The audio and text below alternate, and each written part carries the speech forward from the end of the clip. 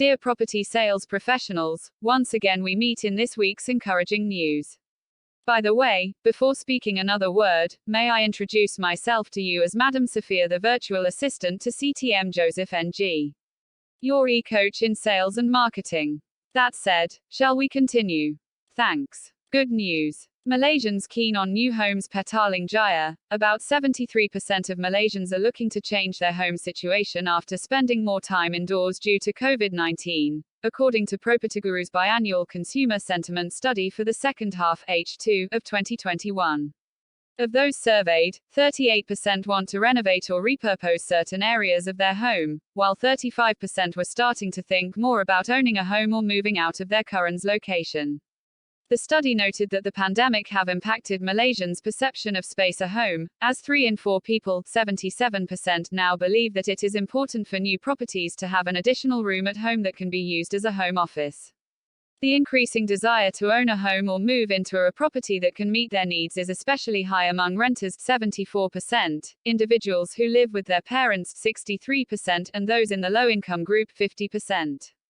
Malaysia has undergone various forms of lockdowns in the last 17 months, and the extended time at home has made more people realize the importance and benefits having a space of their own, especially in the age of remote working. The pandemic's effect on the way people plan their home life is more prominent among young Malaysians, low-income earners, and those currently living with their parents, who cited needing more personal space as one of the top reasons of wanting to purchase a new home, said Video.Guru Malaysia country manager, Sheldon Fernandez, in a statement. According to the study, the top 3 reasons cited by those who wished to purchase property were for investment purpose 43%, the need for more personal space 26%, and to take advantage of the current low interest rates 27%. It said the favorable interest rates price outlook, as well as the high current real estate satisfaction, had boosted the over-sentiment index by 3 points from 42 to 2021 to 45 in H2 of 2021. On the other hand, Malaysians' sentiment at the current real estate climate had declined by 3 points from 35 in H1 of 2021 to 32.2 of 2021. Source: The Star Papers, the 20th of August 2021. Does this news sound encouraging? A big yes, if you ask me. Before I leave you, may I introduce the next speaker, Madam Florence. She will deliver the rest of this week's message. All right. Thanks. Thank you, Madam Sophia, for allowing me to finish the final part of this week's red hot news. All right. Oh, before saying another word, may I introduce myself as Madam Florence, another virtual assistant to CTM Joseph NG, your sales and marketing e-coach. Let's roll it, shall we? Chapter 5, the order blank, close quote. During the entire interview, have your order form or contract in front of your customer's eyes. If you can use your contract as your worksheet, do so. As your prospect agrees to each point, write it down until you have clarified the complete sale. By Dottie Walters, president of Walters International Speakers Bureau, as well as a founding member of the National Speakers Association, NSA, and founder of the International Association of Speakers Bureaus. Do you really know an order form may sometimes be used entirely in selling and closing of a sale? But do display your order form from the beginning of the interview. This allows your prospect to become accustomed to seeing the order form before it comes into use. When you reach the point in your interview that you need to record the information relative to the sale, start recording this information on your order form. As you proceed with this, you should start to ask trail closing questions, the answers to which you write on the order form. What constitutes a trail closing question in the order form techniques? Any question you ask, the answer to which confirms that your prospect is buying. What kind of questions should you ask? Obviously, your first question that you should ask, if you don't know already, this would be, what is your correct full name, sir? This is the first thing you should find out from the prospect. The best way I have found to get this information is to ask, what is your correct full name, sir or madam? He tells you. You record that in your order form. What is your correct mailing address? This might be the second best question that you could ask. He tells you. You record this is in your order form.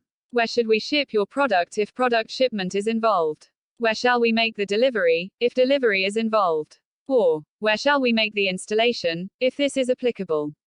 You continue asking the question to get the information you need. You start writing the answer on your order form. Do you realize that as long as your prospect is answering your trail closing questions, he is buying? You assume that he is buying.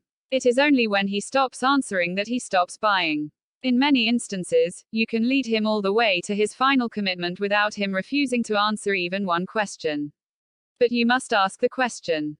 Your prospect is used to seeing your pen and contract. They are not formidable items, used in the retail trade. It is very powerful. One of my attendees who was at my seminar shared her experience with me.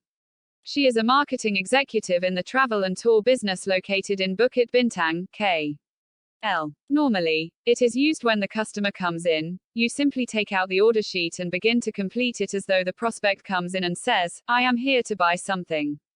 And even though the prospect is only asking buying questions and the prospect might suddenly says, wait a minute, don't fill out the order sheet because I have not decided to buy anything," and you say, "Mr. Prospect, I have a terrible memory for details. And I just want to jot everything we say so that I don't forget anything you say. If you decide not to buy anything today, I would just put the order sheet aside." Then you go on and write down everything the prospect says on the order sheet. In time, the prospect will become accustomed to you filling up the order sheet. It's got a date on it. It has the things he has been talking about on it, and it is very easy for him or her to make the decision to go ahead at the end of the presentation. Believable. Actually, you don't need to be a rocket scientist to see why. True. Summary: to boil down the entire chapter in a few sentences, we must remember that you must ensure that the prospect can get used to your order book or form. Also, the questioning techniques must be skillfully applied on the prospect. These questions should confirm the would-be buyer may reveal signs that he or she would ultimately buy. If your order form meets objection, the sales professional must give a valid excuse and then proceed smoothly. Easy to recall if need be. Conclusion: to wrap this type of closing method, better known as the order blank close, it is important to understand there may be obstacles in its execution. Nevertheless, it is yet another great way to close the sales. My workshop attendee has used this method effectively, so have I. Even if you may have not tested this method, I personally urge you to try it out yourself. Believe it or not, it never fails you. You can bet your last dollar or ringgit it will work. My last few words of this chapter are best ended with a quote by William Clement Stone, a successful businessman, philanthropist and New Thought self-help book author. He says, "Sales are contingent upon the attitude of the salesman, not the attitude of the prospect." What more can I say but to bid you goodbye and hoping to see you in the next chapter. Agree. End of chapter 5. Are you happy with this chapter? I hope you are. Before closing, on behalf of Madam Sophia and CTM Joseph, we wish you all the best and happy selling.